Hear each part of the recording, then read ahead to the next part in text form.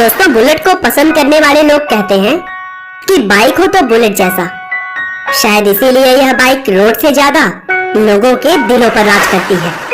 और इसके ऐड हम भले ही टीवी पर ज्यादा न देखे हो, लेकिन इस बाइक की ताकत से कोई भी अनजान नहीं है। जी हाँ दोस्तों, मैं बात कर रहा हूँ रॉयल एनफील्ड की, जिसके न सिर्फ भारत में बल्कि पूरी दुनिया में करोड़ों फैंस हैं। और इस ब्रांड की लोकप्रियता का अंदाजा इसी बात से लगाया जा सकता है कि रॉयल एनफील्ड के कस्टमर्स इतने ब्रांड लॉयल होते हैं कि इसकी नई बाइक के लिए वे कई महीनों तक वेट कर सकते हैं। और दोस्तों, रॉयल एनफील्ड को एक इंडियन ब्रांड के तौर पर माना जाता है, लेकिन आपको जानकर के हैरानी होगी कि इसकी शुरुआत करीब 125 साल पहले इंग्लैंड में हुई थी। और फिर आगे चलकर यह भारतीय ब्रांड कैसे बना, इसके पीछे भी बड़ी दिलचस्प कहानी है। तो चलिए दोस्तों, लोगों के दिलों पर राज करने वाली इस ब्रांड की सक्सेस स्टोरी को हम शुरू से जानते हैं। दोस्तों, रॉयल एनफील्ड की शुरुआत अल्बर्ट एडी और R.W. स्मिथ ने साल 1892 में किया था। और उस टाइम इस कंपनी का नाम था एडी मैन्युफैक्चरिंग लिमिटेड, जो कि रॉयल स्मॉल आर्म फैक्ट्री के लिए बंदूक के छोटे छोटे पार्ट्स बनाने का काम करती थी। और फिर आगे चलकर 1896 में एडी मैन्युफैक्चरिंग के अंतर्गत ही एक और कंपनी बनाई गई, जिसका नाम दिया गया the new Enfield cycle company. यह कंपनी मुख्य रूप से साइकिल और उसके कंपोनेंट्स बनाती थी। कुछ सालों बाद कंपनी ने कुछ नई सोच के साथ आगे बढ़ने का फैसला किया और फिर 1899 में उन्होंने 4 पहियों वाली एक साइकिल बनाई। और उसके ठीक 2 साल बाद 1901 में साइकिल पर ही इंजन जोड़कर एनफील्ड ने अपनी पहली मोटरसाइकिल लॉन्च की, जिसमें उन्होंने मिनर्वा नाम की कंपनी का इंजन यूज किया था।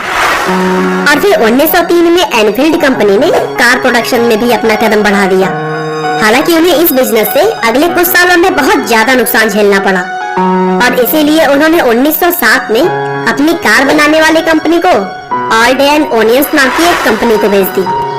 लेकिन मोटरसाइकिल बनाने में कंसंट्रेट करने के बाद एनफील्ड को सबसे बड़ी सफलता 1914 में मिली, जब पहले वर्ल्ड वार के दौरान उन्हें ब्रिटिश वॉर डिपार्टमेंट को मोटरसाइकिल सप्लाई करने का एक बड़ा ऑर्डर मिला।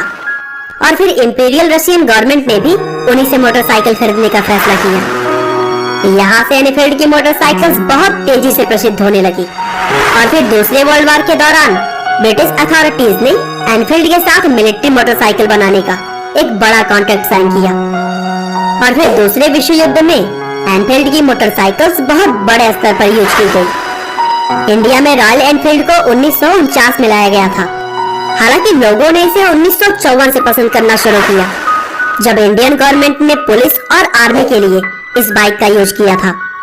और उस समय 350 सीसी मॉडल की 800 मोटरसाइकिल्स मंगाई गई थी।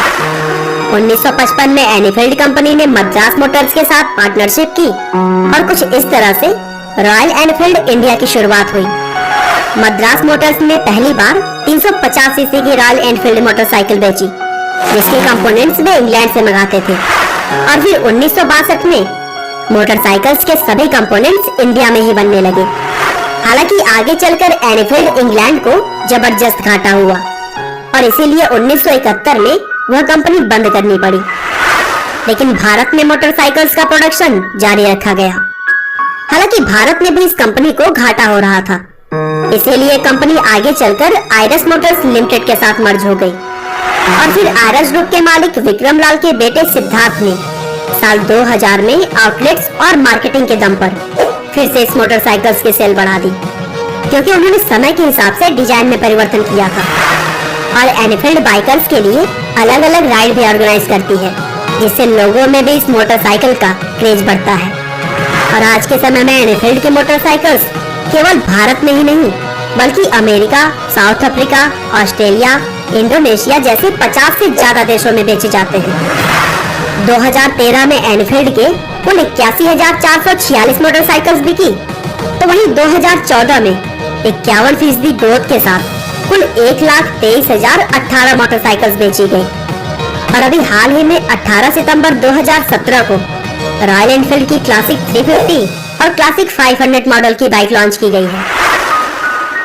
दोस्तों, मुझे उम्मीद है कि आपको रॉयल एनफील्ड की यह स्टोरी जरूर पसंद आई होगी। अगर आप भी इस कंपनी की बाइक लेने की सोच रहे हैं या फिर आपके पास ऑलरेडी है तो हमें कमेंट करके जरूर बताइएगा।